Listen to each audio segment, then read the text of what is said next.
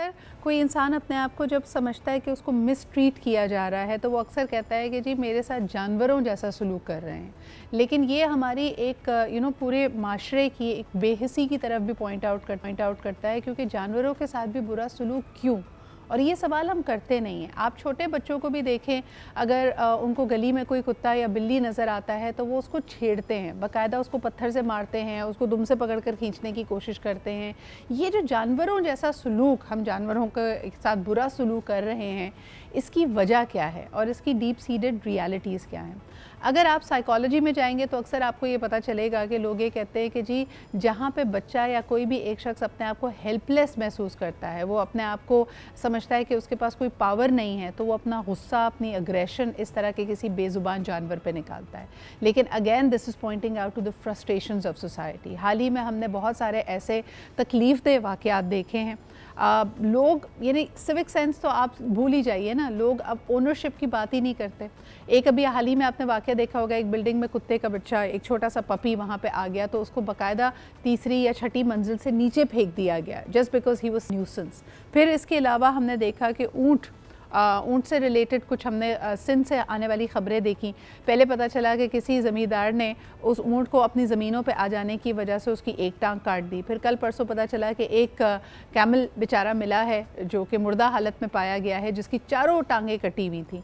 इसके अलावा जी किसी धोबी को या किसी जो ये डोंकीज़ जिनके पास होते हैं, गधे का ओनर था, उसको गुस्सा चढ़ा, उसने अपने गधे के कान काट दिए। यानी ये वाक़यात हम आए दिन सुन रहे हैं। ये फ्रस्ट्रेशन है, ये गुस्सा है, ये बदसलूकी है, ये क्या बेहिसी है। आइए ज़रा इसको समझने की कोशिश करते हैं। हमारे साथ अहमद बिलाल मौजूद हैं जो कि फ़ाउंडर हैं पॉज रेस्क्यू के। कई इस तरह की स्ट्रे एनिमल्स को रेस्क्यू कर चुके हैं और इनके पास मेरे ख़्याल में इससे भी ज़्यादा हैरोइंग दास्तानें होंगी कि किस तरह हमारा माशरा इन बेज़ुबान जानवरों के साथ बदसलूकी करता है। बहुत बहुत शुक्रिया अहमद वक्त देने के लिए। आप इतने अरसे से इन जानवरों को रेस्क्यू कर रहे हैं, उनको लुक आफ्टर करते हैं इन अ शेल्टर होम। क्या बुनियादी वजह देखते हैं, क्या वजह है कि हम इतना बुरा इनको ट्रीट करते हैं? अच्छा मैम, कुछ अगर हम बेसिक रीजंस की बात करें जिसके पीछे ये सारे एक वाक़यात की चेन चल पड़ती है, what I am seeing is कि एज़ अ फैमिली या एज़ अ नेशन हम लोग अपनी वैल्यूज़ को लूज़ करते जा रहे हैं। पेरेंट्स पहले जिन चीज़ों पे काम किया करते थे, दे मेक श्योर कि हमारे बच्चे में वो एम्पैथी और सिंपैथी के फैक्टर्स हों जिन पर हम बड़े फ़ख्र से बात करते हैं। हम अगर अपने नॉवेल्स, पुरानी कहानियों में देखें तो हम देखते थे प्रॉपर बच्चों की गाइडेंस और काउंसलिंग होती थी। उस चीज़ से हम लोग बहुत दूर होते जा रहे हैं। ये सिर्फ जानवरों तक महदूद नहीं है। अभी रिसेंटली आपने देखा होगा एक ट्रक गिरा है तो उसके अंदर बोतलें थी बहुत सारी कोल्ड ड्रिंक्स की, तो जनरल पब्लिक आके कोल्ड ड्रिंक्स उठा के ले गई, लूट रही है ट्रक को। हम लोग अपनी वो कोर वैल्यू से इतना दूर होते जा रहे हैं कि ये प्रॉब्लम आहिस्ता आहिस्ता इंक्रीज़ होती जाएंगी और अगर इनको स्टॉप नहीं किया जाएगा तो ये बहुत बड़ा प्रॉब्लम बन जाएगी, क्योंकि ये एक जनरल पब्लिक में भी एक चीज़ स्प्रेड होना शुरू हो गई है। लेकिन ख़ास तौर पे अगर जानवरों की बात की जाए, छोटे बच्चों को तो हम अक्सर देखते थे। यानी मुझे अगर अपने बचपन की कहानी याद है, हम किसी रोड साइड जगह पे बैठ के अगर खाना खा रहे होते थे और वहाँ पे कोई बिल्ली आ जाए तो बच्चे तो बाकायदा अपनी प्लेट में से कुछ उसको डालने लग जाते थे। एक उनसियत बड़ी नेचुरल सी चीज़ है। लेकिन आज मैं बहुत सारी ऐसी वीडियोज़ देखती हूँ जिसमें छोटे बच्चे छोटे छोटे मासूम जानवरों को अब्यूज़ कर रहे होते हैं, पत्थर मार रहे होते हैं, उनकी गली में रस्सी बांध के उसको खींच रहे होते हैं। क्या वालिदैन रोकते नहीं है? कोई बड़ा अगर इर्द गिर्द ऐसी कोई वाकया देख ले, क्या इनको रोकता है? नॉर्मली मिस, अब जो एक चीज़ देखने में आ रही है, जो केसेस हम लोग एनालाइज करते हैं उसमें ये चीज़ सामने आ रही है कि पेरेंट्स अब इस चीज़ को नहीं रोकते। दे थिंक अगर बच्चों को किसी तरीके से स्टॉप किया जाएगा तो इट कैन, वो उसके कॉन्फिडेंस में या किसी भी चीज़ में कमी कर सकता है। मेरे सामने के वाक़यात हैं, कुछ दिन पहले मैं किसी जगह से खाना ऑर्डर कर रहा हूँ और एक बच्चा एक किटन को दुम से उठा के बार बार ऊपर फेंक रहा है हवा में। तीसरी चौथी दफ़ा जाके मैंने उस बच्चे को बोला, मैंने कहा क्या मसला है, क्यों कर रहे हैं आप इस तरह, आपको नहीं पता उसको दर्द होता है? तो उसके एकदम फादर उठ के आ गया कि आपको क्या प्रॉब्लम है, आपका बच्चा है, अगर आपको इतना प्रॉब्लम, बिल्ली को अपने साथ ले जाएं। तो इंस्टेड ऑफ कि आप बच्चे को काउंसल करो, पेरेंट्स जो हैं आजकल उनका थोड़ा सा अगेन वही हम लोग उन चीज़ों से दूर जाते जा रहे हैं जिन पे कभी हम बहुत प्राउड फील करते थे। और अक्सर आप देखें कि हर घर में पहले तो बड़ा कॉमन था, आज भी मैं देखती हूँ कि कई लोगों ने बिल्ली, कुत्ता या कोई भी पालतू जानवर रखा हुआ होता है और ये बाकायदा इनकरेज किया जाता था।